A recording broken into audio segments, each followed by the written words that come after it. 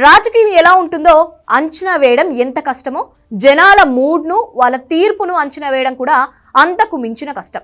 ఇదే ఇప్పుడు రీసౌండ్ లో వినిపిస్తోంది. తెలంగాణలో పార్లమెంటు ఎన్నికలు ముగిశాయి. ఫలితాలు ఎలా ఉండబోతున్నాయనే ఆసక్తి కనిపిస్తోంది. కాంగ్రెస్ జోష్ కంటిన్యూ అవుతుందా? బీజేపీ రికార్డ్ క్రియేట్ చేస్తుందా? బీఆర్ఎస్ అద్భుతం అనిపిస్తుందా అంటూ రకరకాల చర్చ జరుగుతోంది.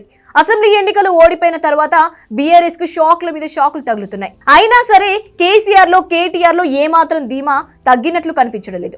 ఎంపీ ఎన్నికల్లో తమదే పై చేయని కాన్ఫిడెంట్ గా కనిపిస్తున్నారు. అయితే గ్రౌండ్ లెవెల్లో సీన్ వేరేలా ఉంది అని పోలింగ్ ముందు వరకు చర్చ జరిగింది. అయితే ఇప్పుడు వాళ్ళ కేసీఆర్ కాన్ఫిడెన్స్ నిజం కాబోతోందా? ఎంపీ ఫలితాల్లో సంచలన ఫలితాలు చూడబోతున్నామా అంటే అవును అనే సమాధానం వినిపిస్తోంది.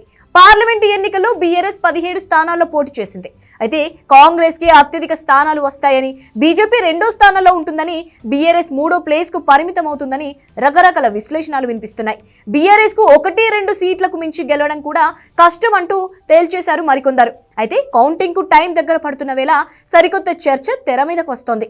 అసెంబ్లీ ఎన్నికల తర్వాత వీకైన కారు పార్టీ ఎంపీ ఎన్నికలలోపు తిరిగి పుంజుకుందని, అదే ఫలితాల్లో కనిపించడం ఖాయమంటూ కొత్త అభిప్రాయం తీసుకువస్తున్నారు. గత పార్లమెంటు ఎన్నికల్లో బీఆర్ఎస్ కు 9 స్థానాలు రాగా ఈసారి అన్ని సీట్లు రాకపోయినా 6 స్థానాల వరకు గెలిచే ఛాన్స్ ఉందని అంటున్నారు.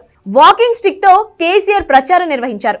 కేసీఆర్ పై సానుభూతితో పాటు కాంగ్రెస్ ప్రభుత్వం 6 గ్యారెంటీలు అమలు చేయకపోవడం, విద్యుత్ సరఫరా సరిగ్గా లేదంటూ ప్రచారం జరగడం, ధాన్యం కొనుగోలు వ్యవహారం జనాల్లోకి వెళ్లాయని, ఇవన్నీ కాంగ్రెస్ కి ఇబ్బందిగా మారే ఛాన్స్ ఉందని అంటున్నారు. ఇవి బీఆర్ఎస్ మీద సానుకూలత పెంచాయని చెప్తున్నారు. అయితే బీజేపీ గతంలో 4 స్థానాల్లో విజయం సాధించగా ఈసారి అంతకు మించి గెలుస్తుందని అంటున్నారు. మరి ఈ అంచనా నిజమవుతుందా లేదా అన్నది ఫలితాలు వచ్చే వరకు ఎదురు చూడాల్సిందే.